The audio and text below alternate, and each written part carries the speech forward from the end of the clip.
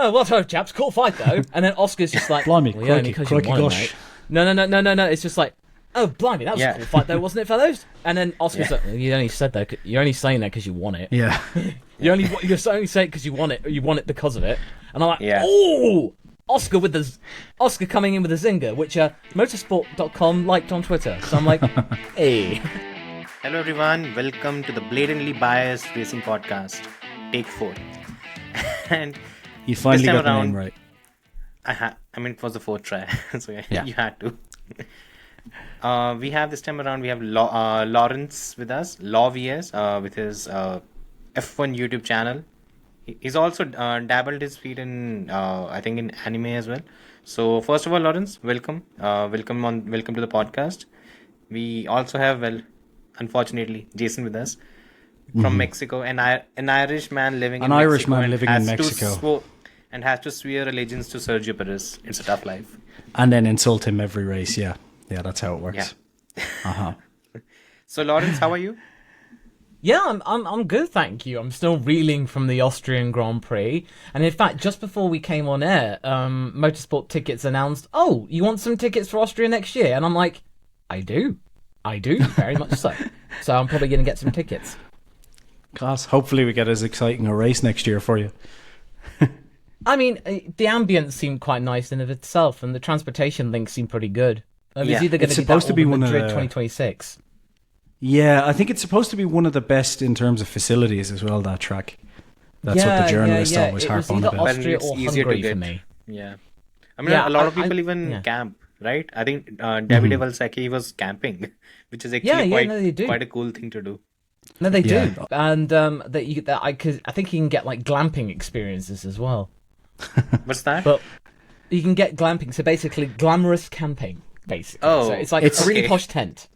Yeah, it's okay. It's a strange experience when someone says you're going camping and then you show up to a posh tent and you look at your friend and you're 18 going, what the fuck is this? Yeah, because I think I remember going on a trip like that and thinking, I thought we were properly going camping. What is this? Like, what did you book us into? And me and 4 mates with 6 cans of, I think it was Dutch Gold at the time, which probably is a reference you won't have in India, but anyway, terrible beer. No clue. No. Yeah. But yeah. Anyway, back to F1. So first of all, as the Austrian Grand Prix, and a lot of shit went down, to be honest. And I think the race started. Honestly, the whole weekend was a bit weird. It started with Jos Verstappen being Jos Verstappen. We'll talk about it later. Full disclosure. First of all, on Friday, I pinged Jason that the main title of our podcast for this particular recording was going to be Jos Verstappen is an idiot. I think that's not going to be the case now. No, the weekend very much changed. Yeah. Yeah, a lot of things have happened. So Friday was Jos Verstappen doing his thing. Saturday was Horner jumping in. And then we had Sunday. A race that started... Honestly, I felt that it was going to be something similar to what we had in probably Bahrain and Saudi, where Max would just start from pole, keep the lead, and just drive away. It seemed a bit like that until the second pit stop. And from that point onwards, a lot of things happened. Max struggled with the tires. Lando had a few lunges. And then we had the crash. And then we had the aftermath, where George Russell will pick up the win, will become the first Mercedes driver and the only Mercedes driver to have 2 wins in the ground effect era. And then we have the aftermath where Lando has basically said that unless Max admits his mistake, he will lose a lot of respect for him. He said they're not being friends anymore. Something on those lines. He said Paddle is going to be probably the schedule for Paddle might need some rearranging and stuff. In fairness, I threaten to kick you off the podcast every week, so maybe it's just an empty threat. You know? Who knows? Which one? That or this one? Both. We'll see. Both. Yeah. Yeah. Anyways, first of all, let's start with the whole Max Verstappen, Lando Norris dynamics, because I think it needs to be broken down into 3 parts. The first part is how did we get to that particular point where all of a sudden the advantage was gone, and we had Max pretty much fending off Lando and holding on for dear life. In the first two stints, it didn't look like McLaren had the pace to actually keep up with him. And then all of a sudden, this thing happened. And I actually went, because I actually had a free day finally after a long time. I just went back and watched the entire race. And there were three things that stood out. Why we ended up in a position where Max could be challenged by Lando. And it started from pretty much when the five red lights actually went off. You had Max Verstappen on mediums, you had Lando Norris on mediums. But at that very point, McLaren told Lando that he had a fresh set of mediums still, which would be used later in the race. Yeah. Max did not have that. Then there was a second point which actually played a major role, and I think it didn't. I didn't really catch on to it while I was watching the race. But the first pit stop, when Max Verstappen pits, McLaren pits Lando on the same lap. And when basically Max was driving off, he just it was probably a split second where I think Max was saved by where Max did not have the, what should we call it, the unsafe release, where Lando basically drove by and had his pit stop. Now this was something that was probably not thought out, or maybe McLaren had thought this thing out, because what happened in the second pit stop, you had once again Max in the pits. It was a slightly delayed pit stop. It was not like a 7-second pit stop, but Red Bull had to hold on to Max. It was six. Was it not 6 seconds? 6.9 seconds. 6.9 seconds. Yes, still. but Red Bull had to hold on to Max because Lando was supposed to pit. Yeah. That was what caused the delay, and I think that was planned by McLaren. And that was brilliant strategy. And I think no one really caught on to it because they did it twice. They didn't do it fair once. enough, but they did it twice. Fair enough, but the problem with that is, I think, if planning that out is really difficult, because if Red Bull had got their normal pit stop time, then they would have been nowhere near blocking Max anyway. 6.9 seconds includes the time which of course, Max but I just mean stopped. But I just mean he was passing him at the exact time he exited. 3 seconds. But if he didn't, he would. But he would have left 3 seconds earlier than that, so it wouldn't. You couldn't pre-plan that, I don't think. The pit stop ideally for Red Bull was around 3 seconds. Yeah. So that's what I mean. So if he had a second more than. I got your point. What you're saying. I'm saying in terms of, it worked for them, but it might not have as well. But at least this was something that they plan. I think they planned it, because you don't do this thing twice. You do it once. Yeah. You maybe try an undercut. You maybe try something different, because again, Lando had the fresher tire and they still didn't do it.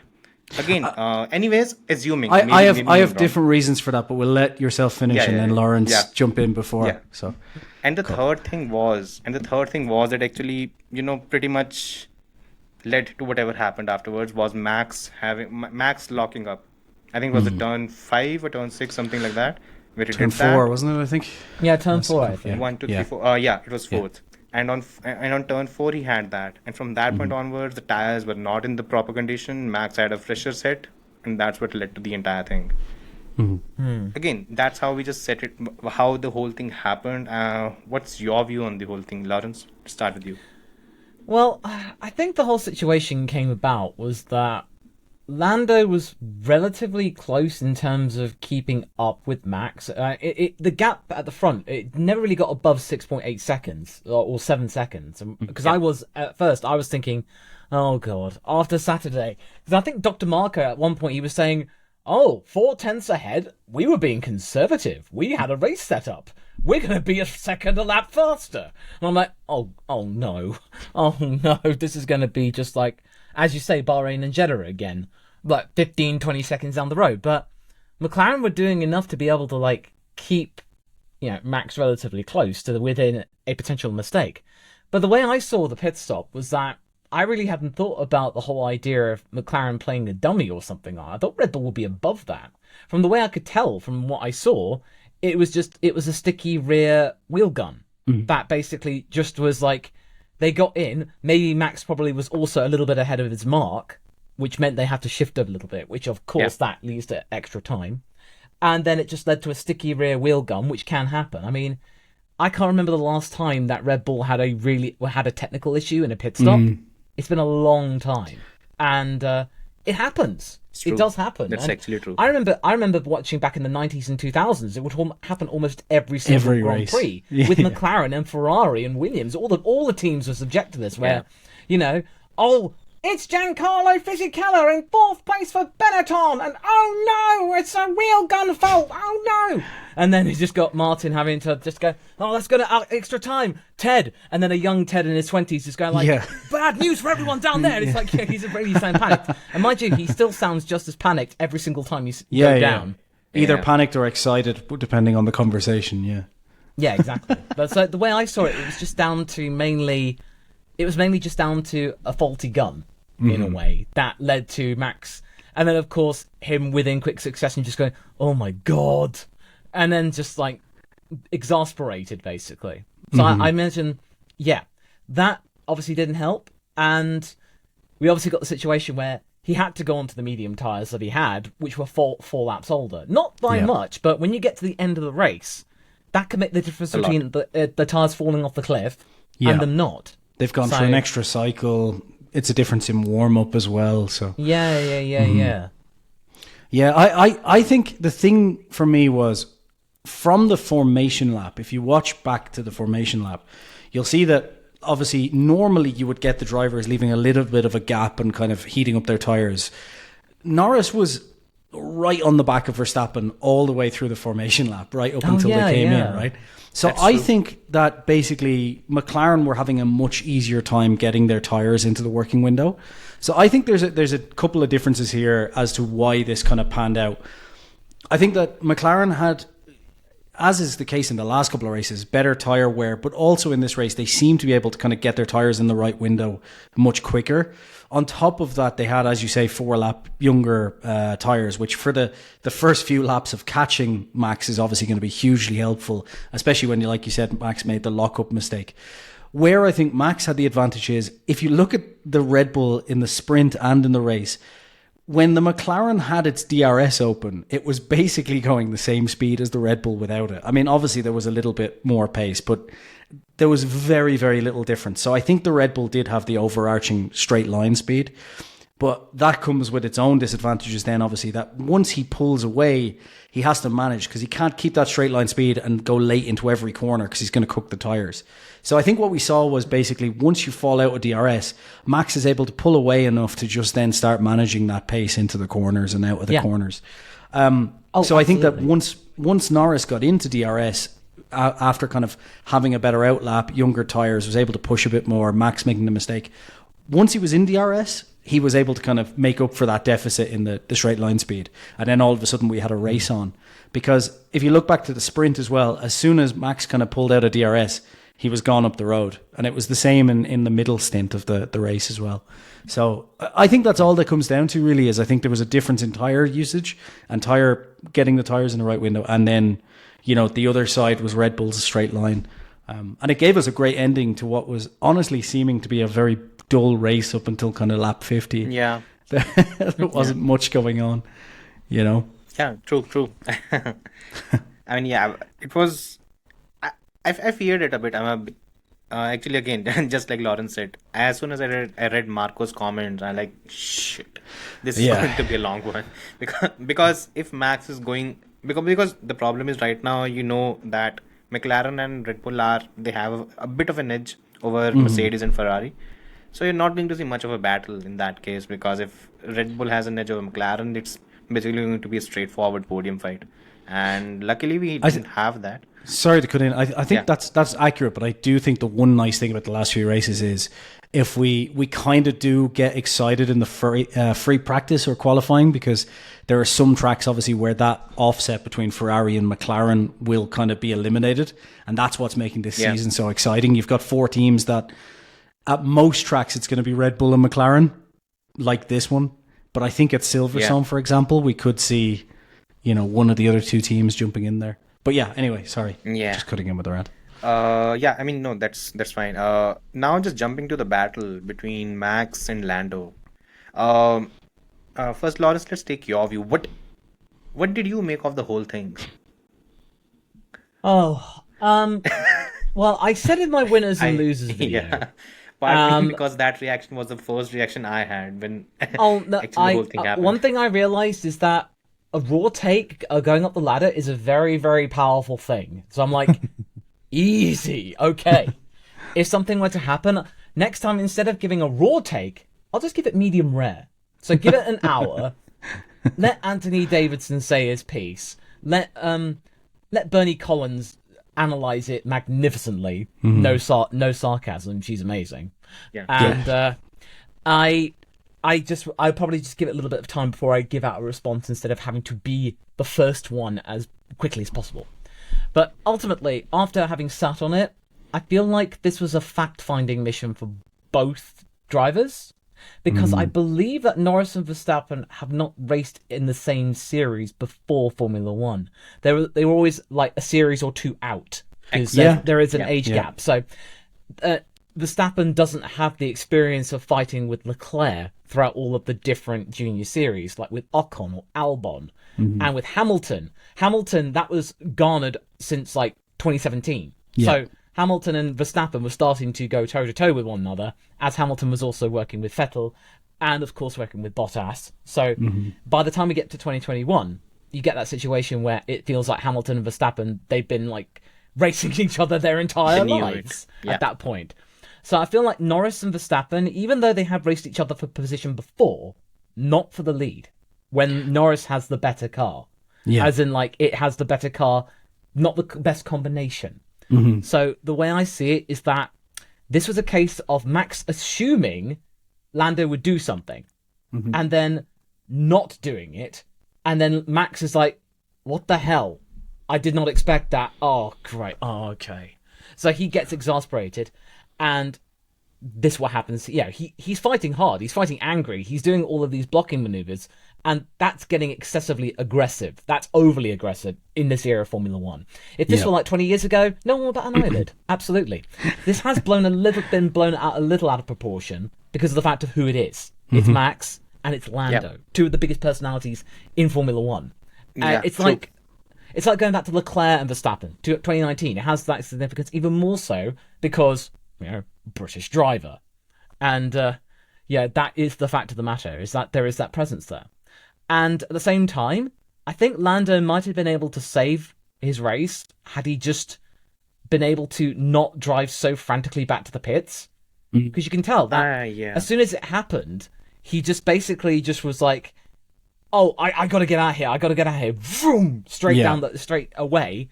And then, of course, Max did that silly thing of like drifting over the racing line. Now, he shouldn't have done that. But then at the same time, Lando should have backed off and gone around the other way. Because Verstappen's puncture had started. Lando still had some carcass on his tyre just to get a little bit further. But then that went. And then, as you saw, it was frantically going like that.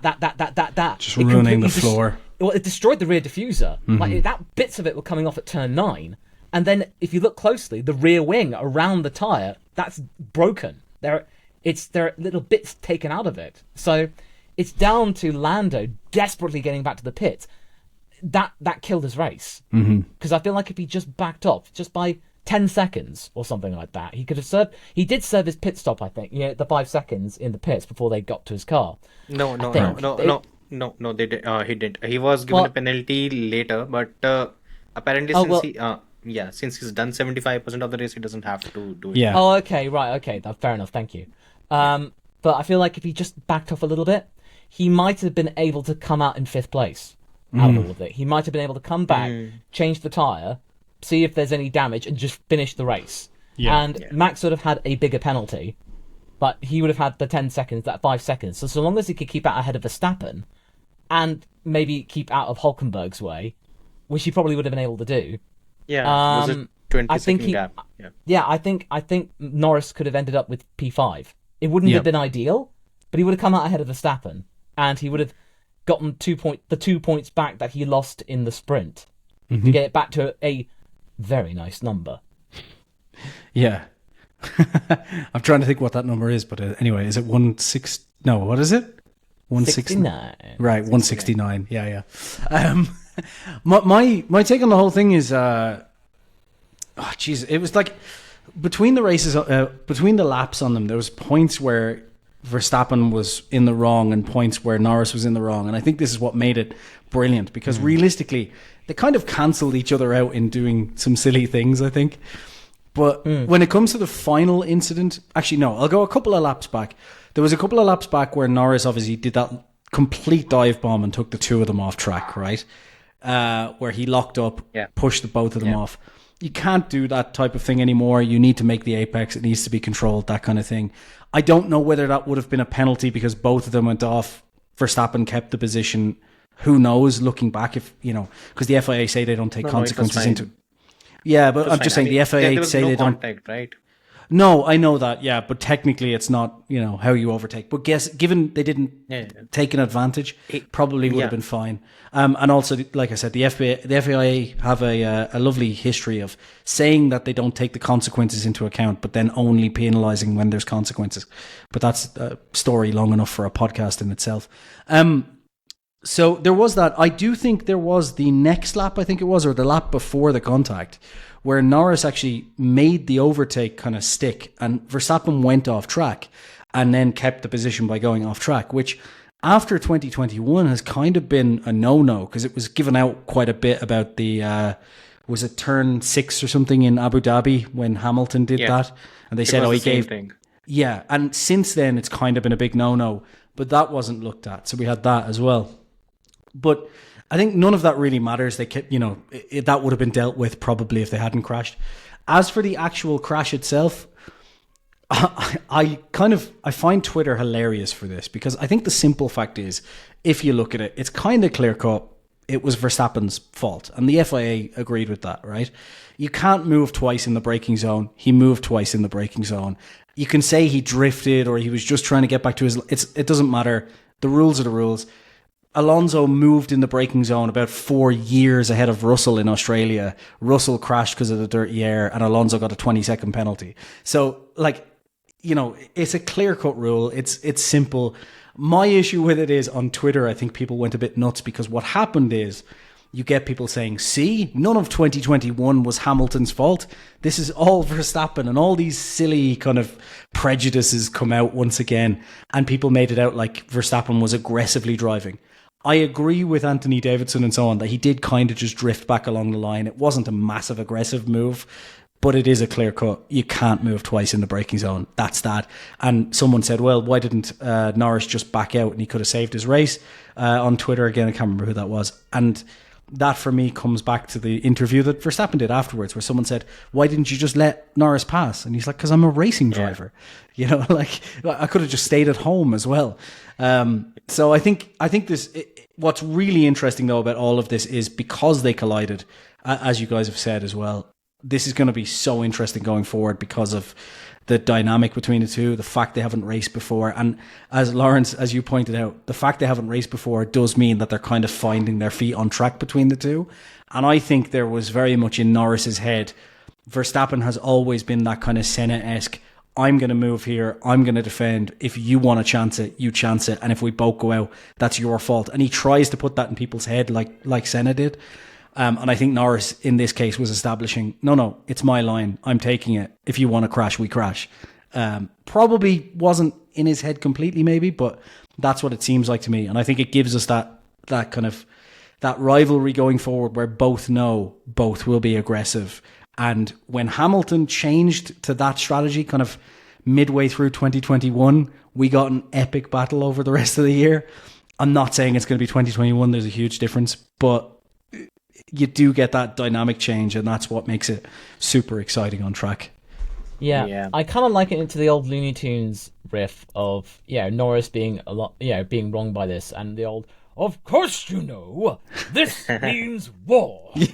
Basically, you just feel like Norris was really hurt by this, and understandably so. He was shocked, he was surprised that this would have happened, but in a way, this is like, That bit What from did you Independence Day when the alien gets taken down by Will Smith and he goes, "Welcome to Earth," and it's just like Yeah. Max is like, "Welcome to the front," and it's like what George went Yeah. through in Canada. I mean, we'll talk about George probably in a moment, but it's like, my goodness, what a redemption arc after 3 races! Wow. True, So, true. That's you true. know, That's true. Yeah. He's just like, And- pip pip tally ho, I'm making one of this one. What? Can we just a quick point as well? I feel kind of sorry. I shouldn't because he won a race, but I do feel quite sorry for George in one respect that I think that is the most forgetful win ever because everyone will just completely have forgotten what's like that how he I mean, got there the win. have If that been a makes Does sense. he care though? No, Does he really doesn't. care? He doesn't. Definitely No, not. he got a second know. win.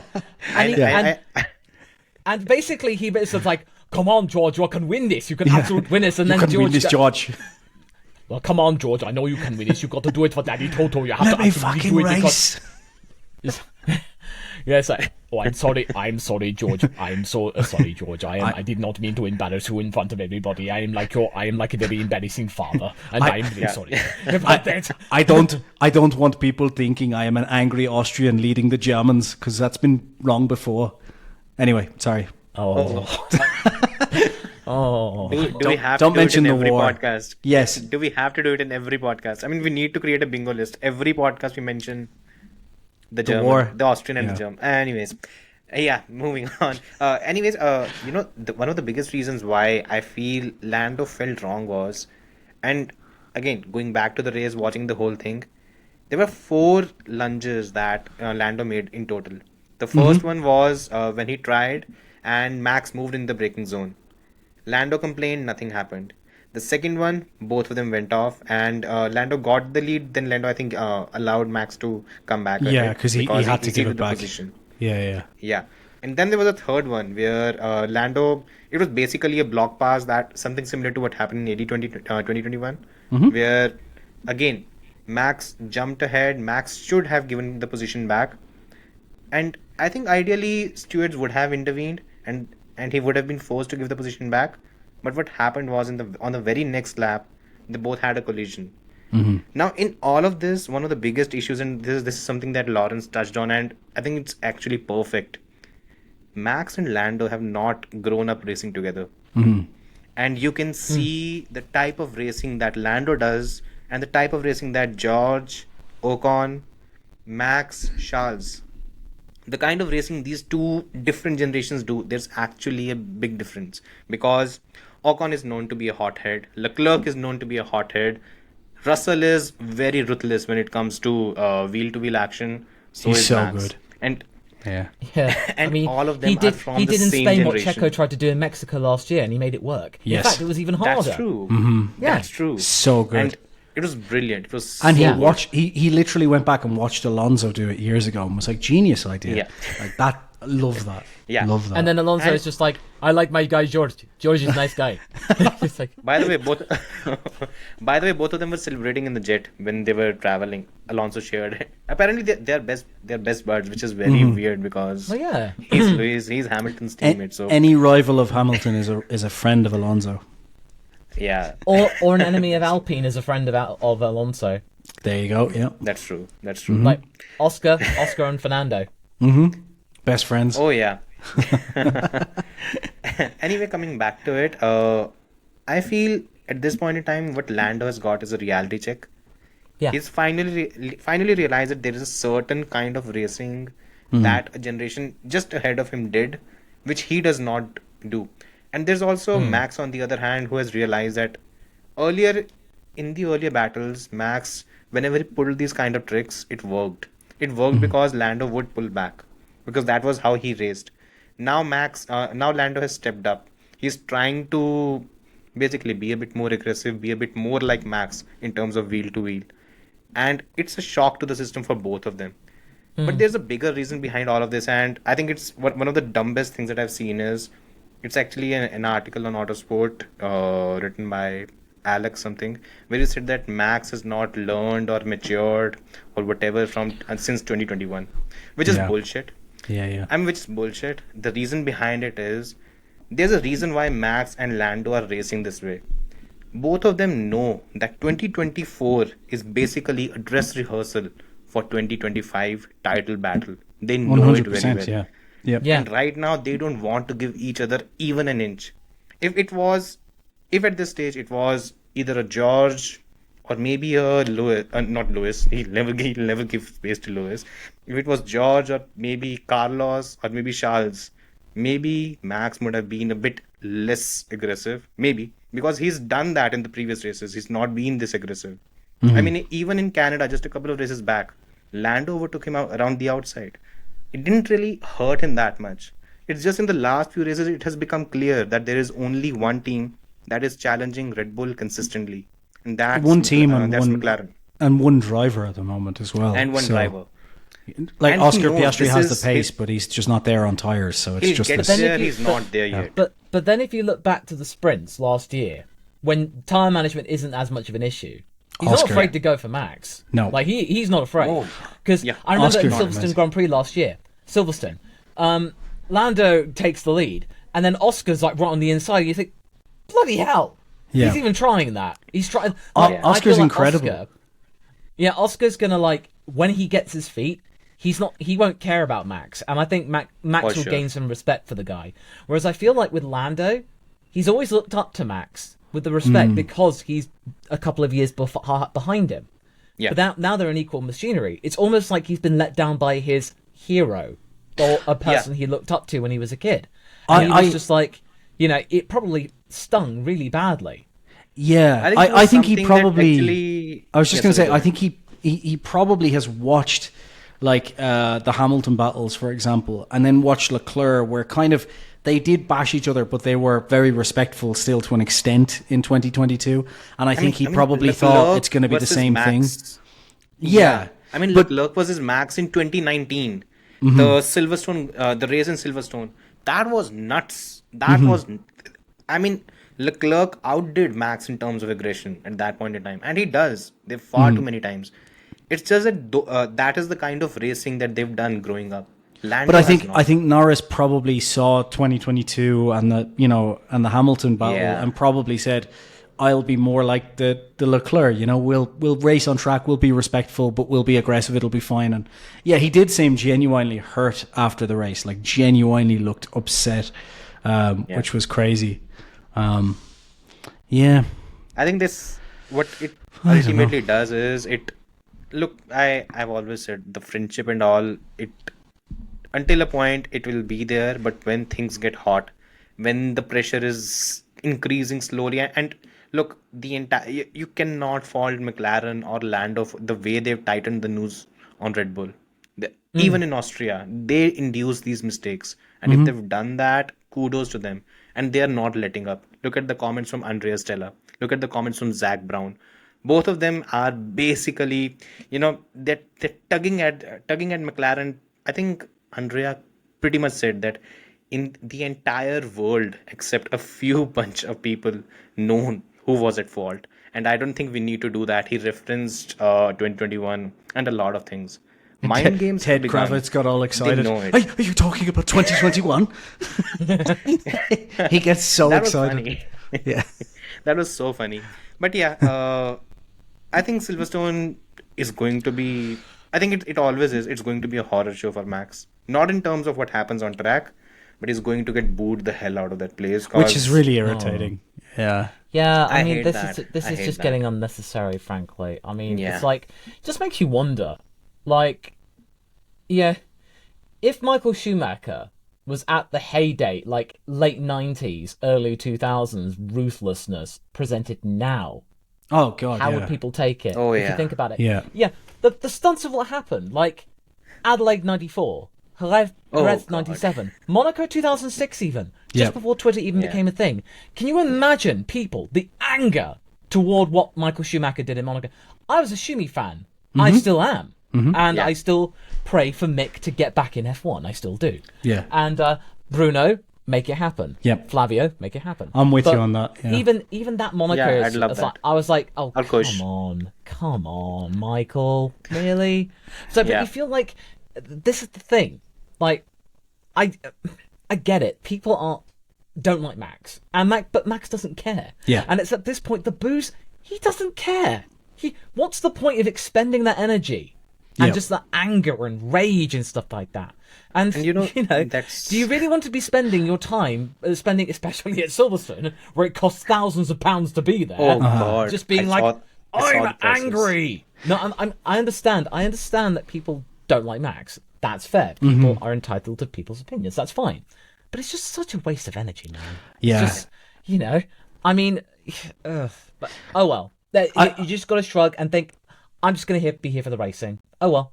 Yeah, I had so much fun on Twitter straight after the thing, because I haven't been a proper fan of any driver really since Vettel left. Like, Vettel was the last driver that I was a proper fanboy of, I think.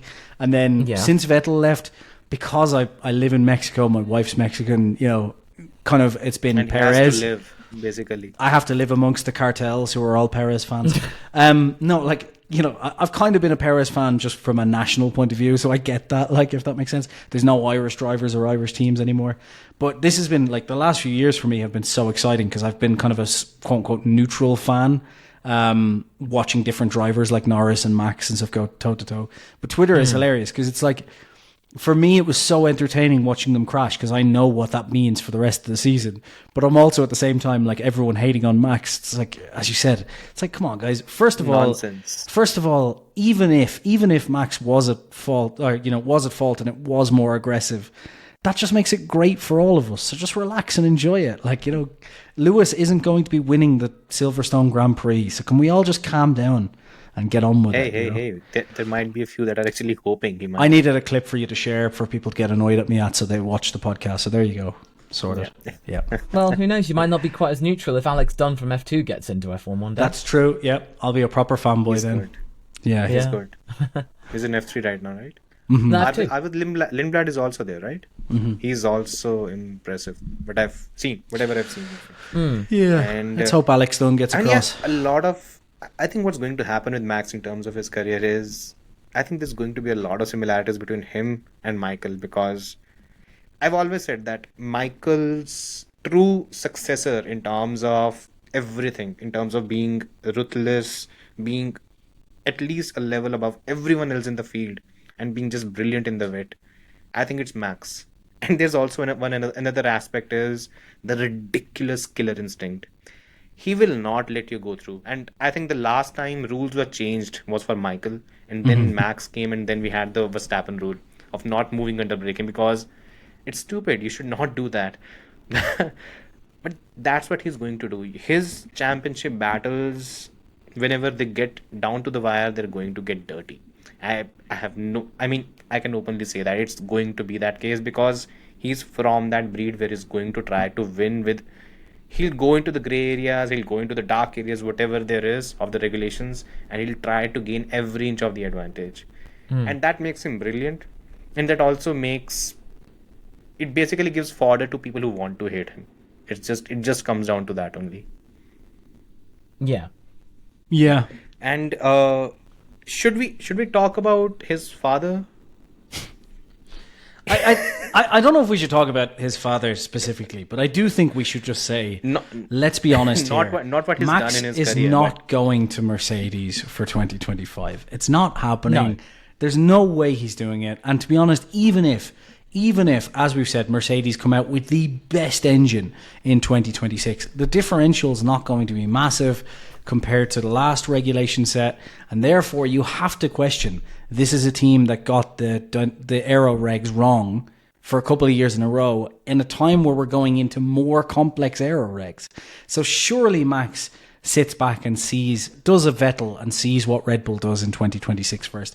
And I don't think any shouting from his father is going to make that change anymore. I don't know what Jos is doing. So? I think Jos is the worst chess player in the world also, by the way. And I've said this a few times, because him going to the press and being like, the house is on fire. How do you know that, Jos? Well, I poured petrol on it. That's how I know. Like, it's just, his son is in the position where his son could stay at Red Bull. He's backed by both sides of the team, the Austrian, Helmut, Thailand, Everyone wants Max there. Everyone in the world. And Anyone yet who Jos, buys for a Red some Bull can reason, wants him yeah, there. and for some reason, Jos is like, I should pick sides now. And it's like, no, you shouldn't. What are you doing, Jos? Like, this is ridiculous. Your son could pick any team he wants. He's loved by the team. You should stay back, watch the fire burn, and just see what happens after the embers flame. And right now, everything would have been fine. But for some bizarre reason, he's decided that he's taking sides in a situation. It's the worst chess move in the world. It's about as bad as his F1 career. Anyway. I think it's just something to do with a sense of like his character being compromised, and he seems like the kind of guy, like if his character is insulted, he will end you, and that's the thing. And he's emboldened by Dr. Marco being best buddies and stuff like that.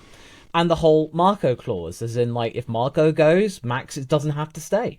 And all of the negotiations before 2019 in just keeping Max there, because the Renault engines, they weren't working out. So it was a case of, like, yeah, Max is staying out of the kindness of our hearts and in terms of his overall performance. So you just get the feeling like there's a lot of... it wasn't really much of an issue when the car was dominant. Jos loved everybody. But now that the car's shown some, issues, there are cracks in the armor, then things start to get a little bit dicey. I still think basically what he's doing is he's taking his knife and basically widening those cracks as much as he can, right? Now exactly. That's what he's doing. To try and punish Horner. And admittedly, Horner is basically trying to make Red Bull Racing Arden International 2.0. Something right like now, that. If you look at Arden right now, all it does is GP3 and GP4. That's all it does. Yeah. It's basically a grassroots team now. Whereas it was in F3000, GP2, GP3. It won. It's very... Yeah, it was used a to really win. effective team. But now he's just put all of his efforts into Red Bull Racing. His dad is operating Arden mostly, and it's mainly just right down in the grassroots levels of British racing. So, it's just like, this is his brand new project. And you just feel like... I think it's basically what has happened. With Horner, I think what happened probably last year after Dietrich passed away, he saw Toto Wolff and he saw how he has trounced him. But he sees the fact that Toto is a co-owner, while Horner is still an employee. And that rankles. And that rankles for sure. That surely does. Yeah. And, coming to... I have a feeling Jos and Helmut Marko played a major role in the entire scandal, whatever happened earlier in the season. I don't think it's a feeling. I think it's a fact. The two of them... Yeah, Something happened after the Porsche deal, didn't it? Where those three kind of fell out. Something happened. Precisely. Something happened. And again, Ralph Bach from F1 Insider is Marco's man. Telegraph, Eric Van Haren is, I think everyone knows, he's basically Jos Verstappen's mouthpiece at this stage. The way these two guys have basically pushed out every article which basically makes Horner looks like probably the dirtiest man in the world. There was a lot of things that happened. But there's one thing that has become quite clear right now, that all those things failed. Horner is going to stay. He's still in position and he's not going anywhere. And both Marco and Jos, they are not happy about it. While Marco is still, I'm surprised I'm saying this, more sensible of the two. And he's not rocking the cradle the way Jos is. And it becomes very clear because Jos in his very flippant manner also said that, okay, I think it was to Viaplay. Again, it's a Dutch publication and Dutch channel. So what he said was that, fine, Red Bull are winning right now, great. But I know when the car is not doing well, what Max will do.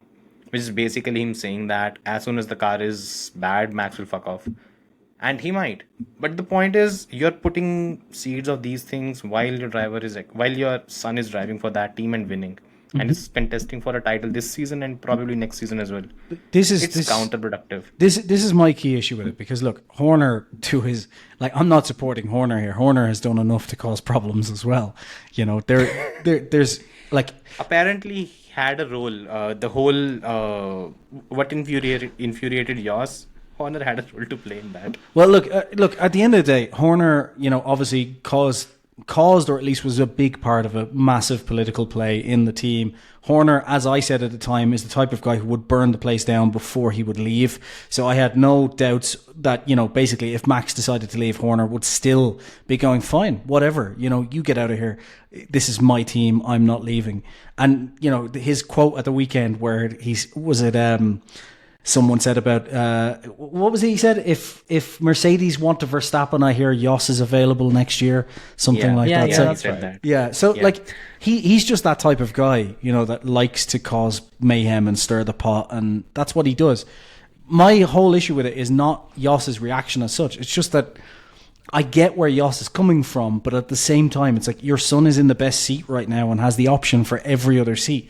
This pot stirring doesn't make any sense from a strategic point of view. But I think we see this all the time with fathers in Formula One. Like, as soon as the son becomes a multiple world champion, obviously he's going to start, wanting to have a little bit of his own control. Dad helped, got me there, thanks a lot, but I'm my own man now. Like Lewis Hamilton, perfect example. He removed Anthony as his manager at one point because it was like, look, we no longer need to do these weird, silly things that you're doing. We've got the position. I am the champion now. We don't need to do this stuff, So I think Max is going to have to make that decision at some point. I'd still say that Anthony did not really have this much of a disrupting No, factor. it wasn't as. Very Don't get me wrong, sensible it wasn't as bad. I'm just saying there's a parallel there where we see this quite a bit when young drivers start getting older, and I think Max's issue with everything being said at the moment is Max obviously has.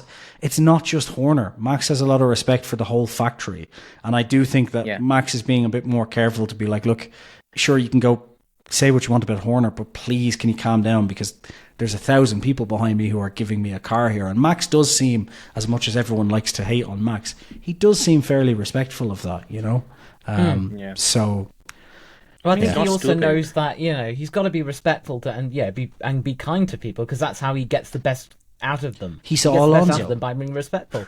Yeah, he gets.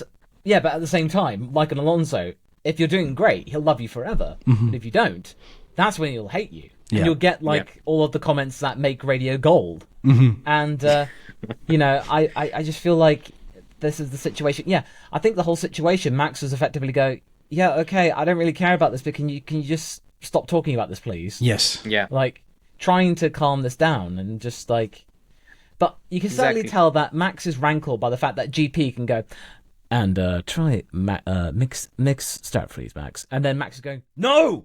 It's like you feel like oh, and then GP saying, oh, you're playing that game, are you, Max? And it's like it's like GP being denied. That's interesting. That rarely happens. Yeah. Mm-hmm. Yeah. That's true. Yeah. True.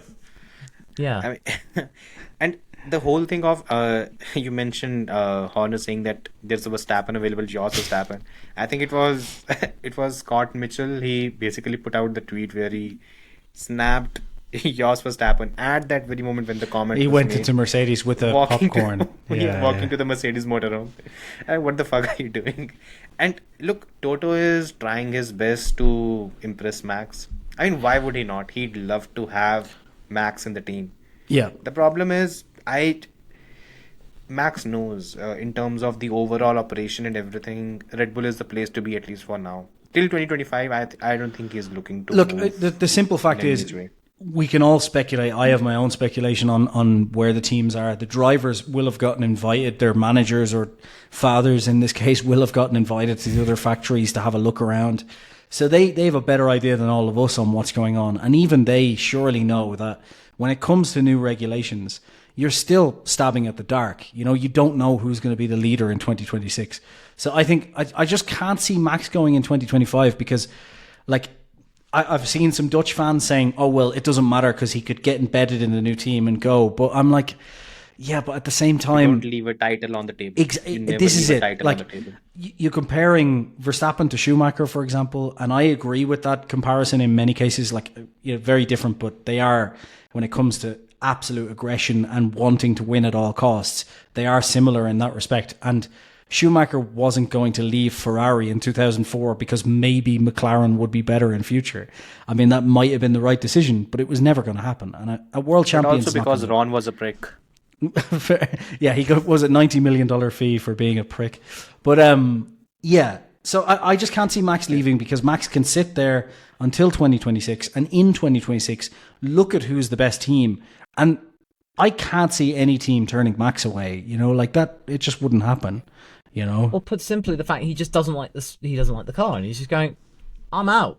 yeah, It's like, Yeah. he may just go, you know what? I'm just gonna take a year out and go and do Le Mans. Bye.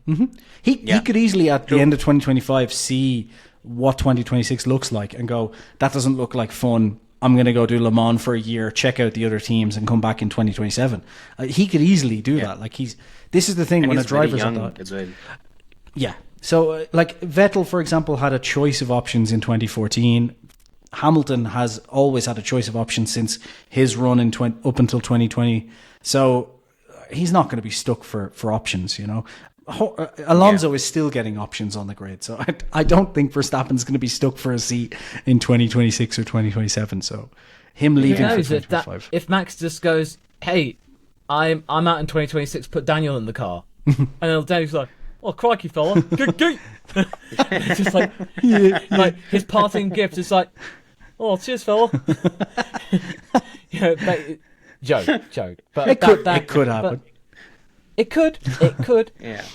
Good. Horner loves Ricardo. Anyways, Horner does. Horner truly does. But yes, I mean, Ricardo is.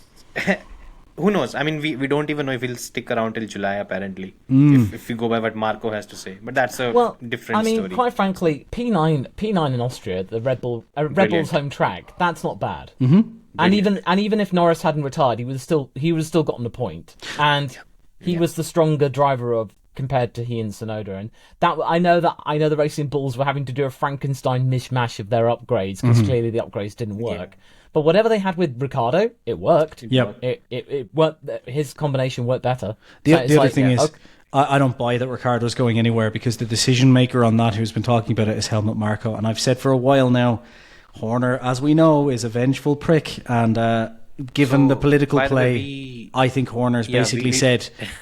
Sorry, I was just going to finish by saying I think Horner has basically said, yeah, Marco, you look after your little kids, but none of them are getting a seat. And that's why Lawson's not in yet when he should be. Well, I believe that it was the case of, like, Marco was in charge of talks with Carlos up until a point. And he was like, because he was talking about, I know how much Audi's paying him, and we can't and won't match that. Yeah. So there was a point when Horner was in discussions with Carlos, and that would have been amazing. Yeah. But then apparently, according to, I think, an article on Planet F1 I saw, is that Horner got involved and completely just killed it. As in, like, Horner stepped in and nuked the deal, because he realized, if anything is going to make Max leave, putting Carlos in that car with him again, that'll do it. Yeah. And, you know, do you want Jos and Carlos Sr. punching each other in the paddock? Well, we do. Like that? But I guess as we do. Yeah. I mean... but the thing is, though, we need Daniel. We need Daniel because what are the F1 directors going to cut to? You know, without Liam Lawson in the paddock. Yeah. You know, if he goes off, they cut to Liam. Yeah. Yeah, that's silly, by the way. I just think like that thing. I just think Horner's not going to let anyone in until Helmut steps down. It seems that way to me. So, by the way, regarding this only, we when the whole thing came out from Horner, we reached out to the Red Bull spokesperson, and an interesting conversation happened where he actually said that no, none of this thing is happening. Then he passingly said, not exactly, but what he meant was he doesn't even control these decisions. So you can take it in a manner. Who doesn't control these decisions? Helmut. Marco. Yeah. See, it seemed that way since the whole political thing happened. It seems like Helmut's kind of... Horner's in a rock and a hard place where he's like, I can't get rid of him because then I'll lose Max, because Max seems pretty confident. He's like, I will go if Helmut goes. And he kind of basically said it. So I think Horner's like, okay, you can stay here and just be a useless troll in the corner. I think, and that to me seems like Horner personality. Anyway, I don't like to get too much into this speculation gossip, but it is, when there's no title fight on, it is interesting. I do think it's about time that we are 50 minutes into the pod, and we should talk about the race winner as well. Because, well, a Mercedes won a race. And I think the best part of about this season is we are 11 races into the season. This is the 5th different winner already. Did we have these many different podium finishers last time? We did, yeah. We had 7 or 8. So, regardless of that, I think the best part about the whole thing has been the kind of command that George had this weekend in that car, because apparently Lewis was 23, 24 seconds behind him in the same car. He picked up some damage as well, but still having that kind of advantage. And I think early on he fended off Lewis. He was overtaken by him and then he got the position back. There was someone that asked on Twitter, is George Russell now capable enough to lead Mercedes in 2025? Yes. What do you guys think about it, Lawrence? I would say, like I mentioned earlier, the turnaround in 3 races is crazy. Like, he goes from bottling a lead and not even getting second to then just like being in third and going like, oh, what? Oh, there seems to be those bunch of scallywags are getting on at turn 3. Jolly good. right. And basically you can put George in a 1940s brigadier uniform and it would fit the part. Yeah. And you just feel like in theory he could. And the way he carries himself, he is very polite and formal. He does act like a bit of a toff, admittedly, but at the same time he carries himself off well. And I've been reading his book lately, and he said that in terms of like how he presents himself in public, he's been learning a lot from Jensen. And you always got the feeling that if you talk to Jensen, he would take you seriously, and he would give you the time of day, and he would orate and carry himself off well, which is why he makes for a really good commentator and pundit. Yeah. I feel like George one day he's going to be the president of the BRDC. I mean, he's the GPDA president, so he knows how to handle himself in terms of leadership, in terms of the administrative side. I feel like he could, and I feel like the last couple of races have demonstrated. You go, okay, all right, more of this, please. We need more experience of George being at the front. Like Lando needs more experience at the front.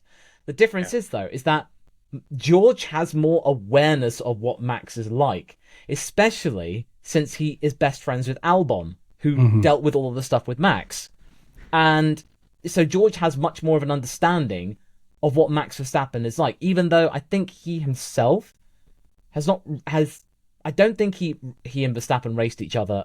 I think he did. Karting days shared a year or two, not karting much. days, yeah. There was a brief period in karting days, but in single seaters, no. But it was a long time ago. Yeah, but Max didn't really race much in single. It was only a year, so. Of Max course, didn't race, right? Yeah. But in terms, it had been a long time ago, and George had such a roundabout way of getting into single seaters. It took him a lot longer than with Max. So, but George has an inkling about Max, but he hadn't really experienced it up close. But the thing is, though, is that in this situation, Max's wins lately have been down to the fact that, as you said earlier, mate, that if he can get ahead, then he's gone. And if there are people bickering, going, I want to go after Max. No, I want to go after Max. No, I want to go after Max. And Max is like, well, okay. All right, bye. You do that. I'm going to go off and win now. Bye. And then, just you have what we have. And then the Dutch national anthem plays. But yeah, I feel like with George, yes, he can. Yeah. I feel like I need to see more. But I feel a lot more confident about it than I did a month ago. I think George has always been able to kind of, or at least since he moved into Mercedes, I think he's been kind of ready for that role. And the reason for that is, look, people are very quick to forget everything in Formula One. As we know, recency bias is a huge thing in Formula One. So, of course, he was the Mr. Saturday in Williams, constantly amazing in qualifying. Had that one go in the Mercedes, almost won the race if it wasn't for a very bizarre set of circumstances by Mercedes. And then he comes into a team at a very, very difficult time. In the first season, he obviously beat Hamilton over the course of a season. We can say experimental setups, all these different things, but there's always something to throw around. But the point is, he jumped into the car, did his best with a bad car. I think most people have just written off George to an extent because of part of 2023. And in reality, that is because as soon as the Monaco upgrades came in, because before the Monaco upgrades, George was brilliant in 2023. Monaco upgrades came in, George really struggled for a huge part of 2023. And I think this happens all the time. Drivers just, for whatever reason, can't get on top of the characteristics of a car. It happens to the best of them. It's happening, I think, to Hamilton right now, which is why over the course of a race, this season, Hamilton has been absolutely on fire, but in qualifying, he's been way off, or at least off Russell, depending on the race. And that's what happens when you're not comfortable with a car. You can bet in over a race, but over one flying lap, you can't quite extract it out. And I think that's where we've seen the difference. So George is obviously more comfortable with the car. The last thing I'll say, because I don't want to turn this into a massive rant, but I think when it comes to George bottling, as people like to say, I do think that once again comes back to when you're on the limit of a car at all times, mistakes are going to happen. And I think when you're driving at the front on a car a lot, like Max is now, those mistakes kind of wash away. With Hamilton, his mistakes completely went. He was a very good driver in terms of not making mistakes for a long time. You know, Vettel as well, until he did make mistakes in 2017, 2018. The point of this is, when you're driving a car that's not the fastest and it's absolutely on the limit when you're trying to push for a win or a podium, mistakes are obviously going to be more common, because if you're on the limit, the amount of mistake you need to make to have a huge accident is much smaller than if you're Max in the RB19 and you've got 10% in hand and you can ease off at all times. It's much harder to make a mistake. So I don't know. I think sometimes we say drivers bottle a lot and it's kind of forgivable because they're not in the fastest car. They're pushing for a win like in Singapore, and it only takes a brief bit of, one thing on the tyre to happen and boom, you're over that limit. And Leclerc, it happened to Leclerc a lot as well. So I think those mistakes are forgivable, and most of the time George is quite a good driver.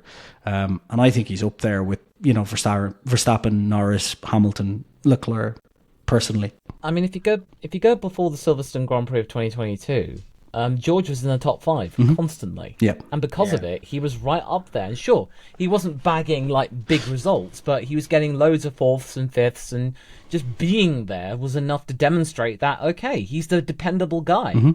Whether or not he's the leader at that time, it didn't matter. He was learning. He was, Toto was, keeping his promise. And I feel like if he can have a year where it's quite clear that if Antonelli comes in to partner him, I feel like George would be a good teacher, and he'd be like, "What, Andrea? This is how we do things over at Mercedes, and just a pointer. This is what we do here. This is how Toto likes his pumping with his presentations, technical charts, PowerPoint presentations. Absolutely. I feel like George would be a good leader in terms of morale and not necessarily getting angry. Unless, of course, he's interrupted at the wrong time and say, "George, you can win this." And it's like, and I mean, it's funny to hear Toto go, "Oh, I can't believe it. Oh, it is so embarrassing. Oh, in all the 12 years I've been manager, oops, I'm sorry." It's like, I'm glad that at least Toto's being somewhat cheeky after races where he's just come up with more superlatives of saying, "This is the worst race I've seen in my career." Yeah. And it's like every single weekend it was just a way of him saying that things are bad. Since 2021 I've seen him age like 10 years or 12 years. 10 years and 3, basically. Yeah, he's gotten these wrinkles and everything on his face, and he had none of that in 2021. I mean, that's what success and failure does to Formula. It was a little bit weird when in Canada he just went, "You're on poor George." Yeah. And then if he wasn't careful next year, if he wasn't so well, and he did get Max, he said, "You're on the door, George." So, but that's the thing. It's just like, you can tell he's excited, Toto, that the car's coming back and it's now got to win.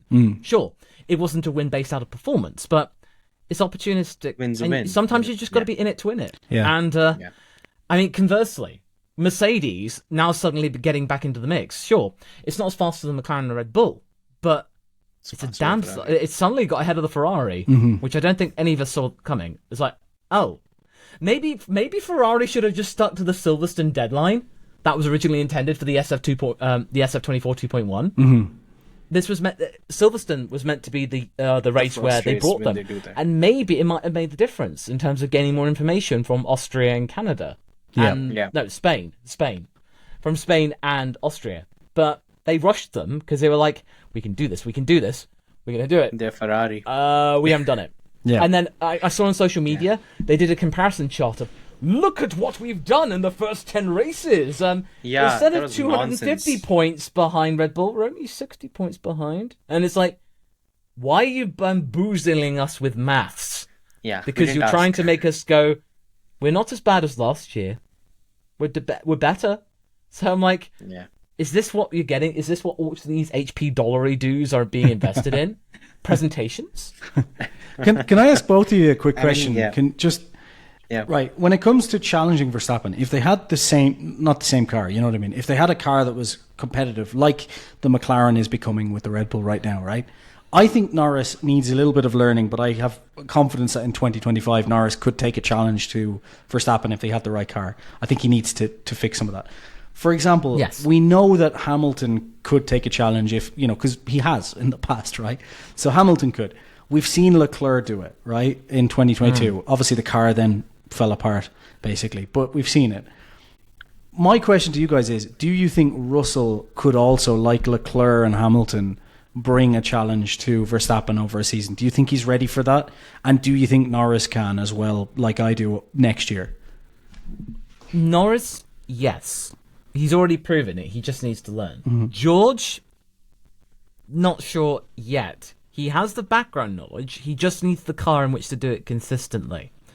And so, yes. And I feel like George, he will be in a situation where there'll be a lot of moments, instead of absolute bang wheel-to-wheel racing a lot of the time, he will outsmart Max. As in, like, he will pull maneuvers where Max is like, What? How did he get past? And then George is like, bye. Yeah, I could see that. Definitely. Yeah, no, basically, that's the thing. He's going to have to outfox Max, and that's saying something. I don't think...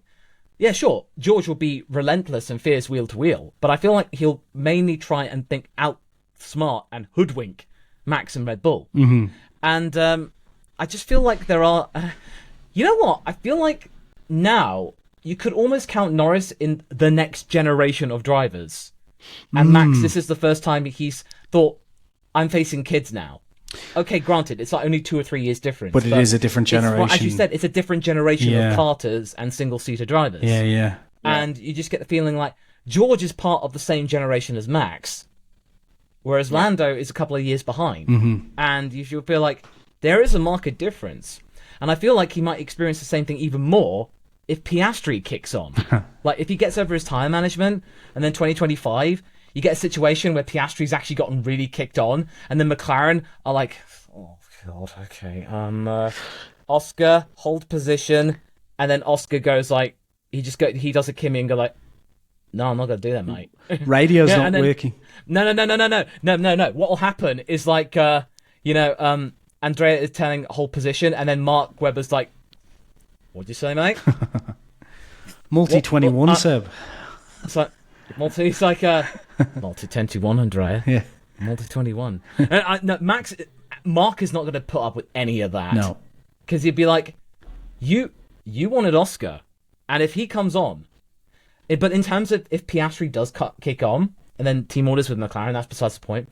But I feel like with Piastri and Verstappen, as we saw in the sprints, and if it translates into a full feature race, that could be spicy as well. Mm-hmm. Because Oscar will just... Turns 4 and 6, man. He was putting on those overtakes, and like, wow! Like, turn 6 especially. He was getting those overtakes done in a hurry. Yeah. So, I know I'm a Piastri fanboy. I know I'm saying that. I am showing my bias here slightly. When Piastri gets the tyres, he will be there. The pace is there already. Yeah, I feel like that probably compromised him in trying to catch up to George. Mm-hmm. Like, it wasn't enough for him to fall back into the clutches of Sainz. He had enough rubber to get past Carlos and keep ahead of him. But it just wasn't quite enough. Yeah. But mind you, McLaren probably also told him, don't risk anything. Yeah. Don't try anything. We need the points. Yeah. Yeah. For the constructors. And also, he looked quite sad, wasn't it? I mean, in the cool down room, there was only one man who was visibly upset. Carlos was happy. He was gifted a podium. George was happy. He got a win. Yeah, and the banter between Carlos and Oscar was non-existent. Yeah, that was crazy. Because they're not fans of each other. And it's just like, and then George comes in. Oh, what up, chaps? Cool fight, though. And then Oscar's just like, blimey, because you won, mate. No. It's just like, oh, blimey, that was a cool fight, though, wasn't it, fellows? And then Oscar's like, you only said that. You're only saying that because you won it. Yeah. You're only saying it because you won it. You won it because of it. And I'm like, oh, Oscar coming in with a zinger, which motorsport.com liked on Twitter. So I'm like, hey, yeah, hey, They're my good. quip got noticed by the original article maker, but you just feel like, yeah, Oscar just gets quiet, and I feel like he just seethes quietly. But most of the time, even if he gets grumpy, like he goes with Hamilton and all the times, because whenever Hamilton and Piastri, I'm like, uh-oh. And then with Sainz and Piastri, I'm like, uh-oh. And then, apparently most of the time, Piastri's just like, oh, man, that's really sad. Good. Yeah, I'm really miffed about this.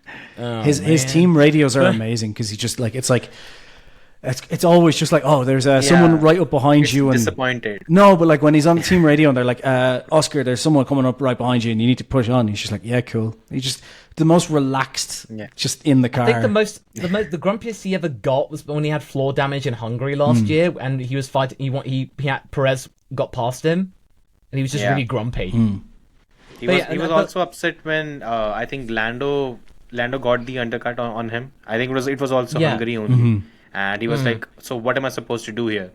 Like, okay, keep position. That was what McLaren said, and he kind of understood the role that he was in. He understood it, but he didn't like it. Yeah. But then at the same time, He's biding his time. But then at the same time, you just see he does make good quips in the cool down room. Like the whole thing when he was on the ground in Qatar, you go, "Ooh, thank you, Mercedes."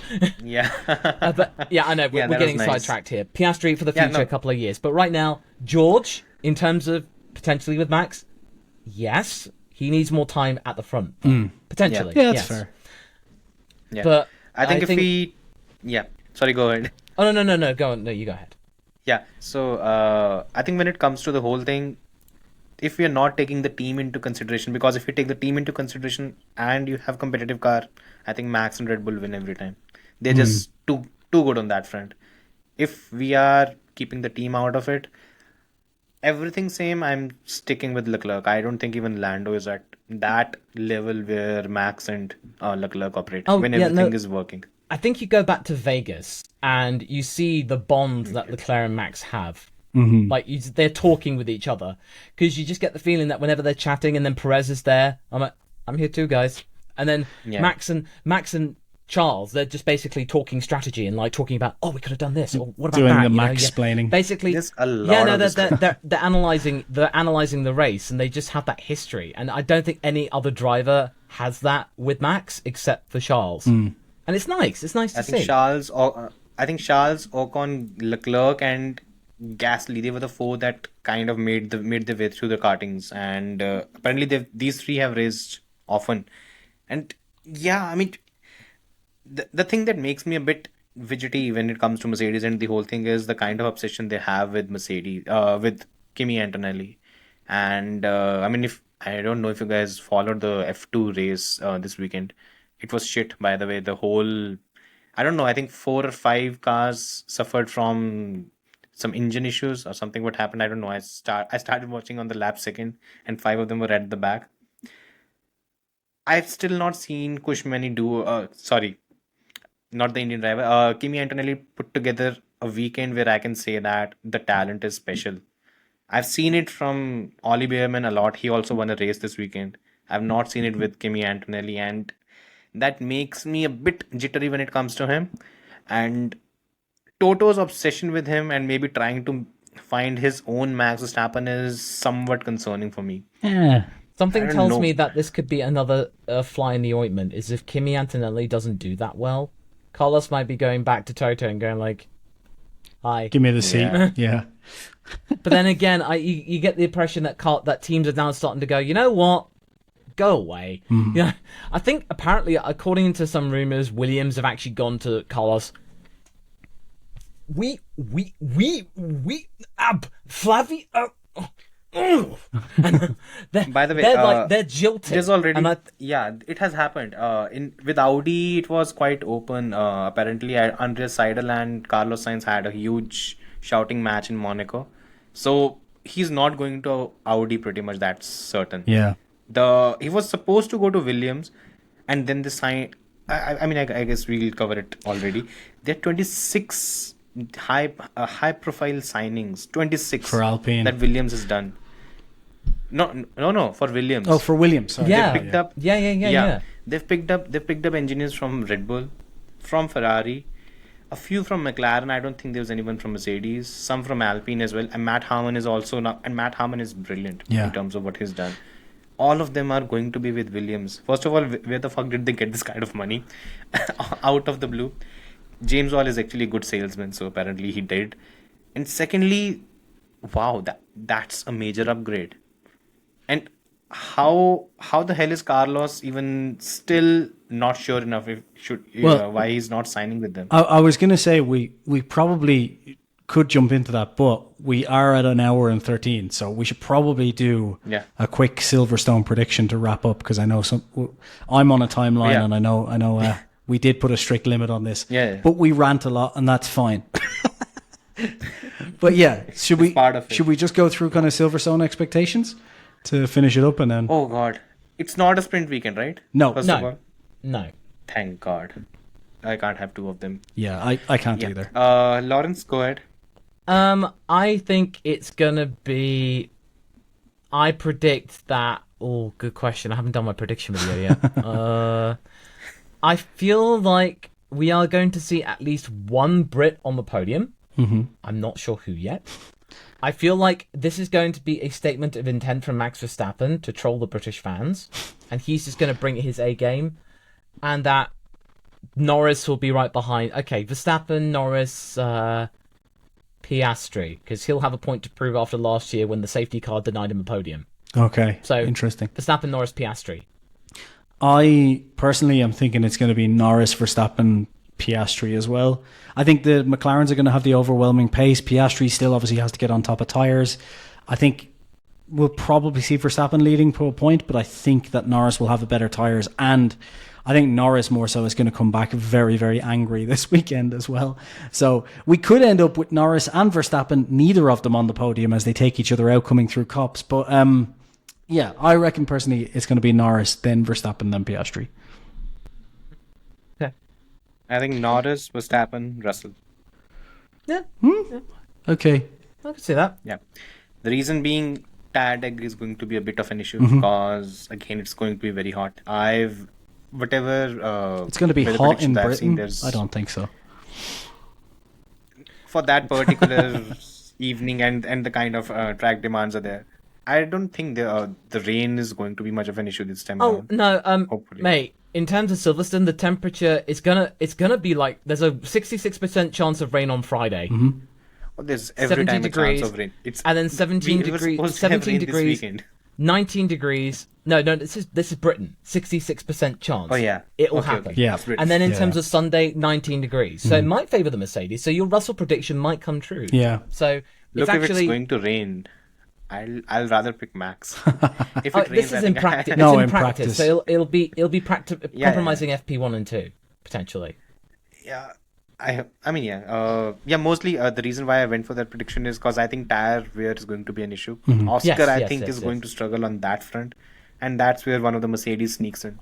I'd love to see LawVS on the podium because, I don't know how the Ferrari team goes.